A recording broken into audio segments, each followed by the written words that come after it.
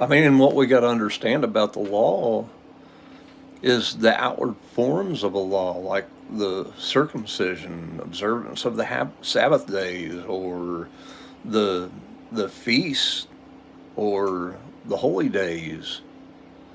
I mean, these were all outward forms.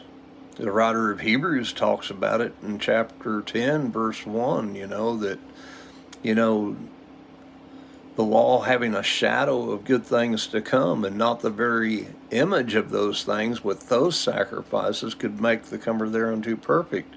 I mean, this is what Jehovah said to Moses when he said, when he was talking about him building the tabernacle and its furniture after the pattern that he showed Moses in the mount. I mean, and this is what he's getting at in Romans 2:20 when he talks about that the Jews have a form of the knowledge and of the truth. For Jesus is the way, the truth, and the life, John 14:6. I mean, we need to understand that, because this is what Paul was getting at in Philippians chapter 3, when he says that I might be found in it.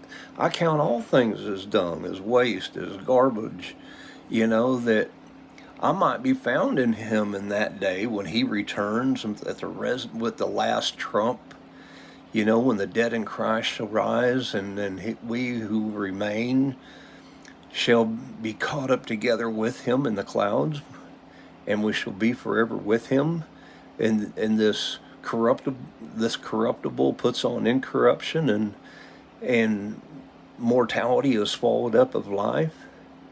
I mean, this is what Paul is talking about in Philippians 3. He says that I might be found in him, in Christ, not having mine own righteousness in that day, which is according to the law, but the righteousness of God, which is through the faith of Jesus Christ.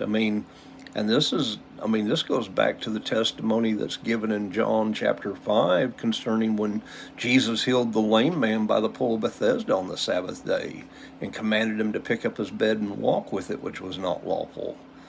And the Jews got him to set it back down. Jesus found him later in the temple and he said, "Look, you're made whole. Go and sin no more, lest the worst thing come upon you." This is that unclean spirit that Jesus delivered the man from that oppressed him for 38 years. As is described in Mark and Matthew, is when that spirit comes back and he finds the house swept clean and not occupied, he goes and finds 7 other spirits more wicked than himself.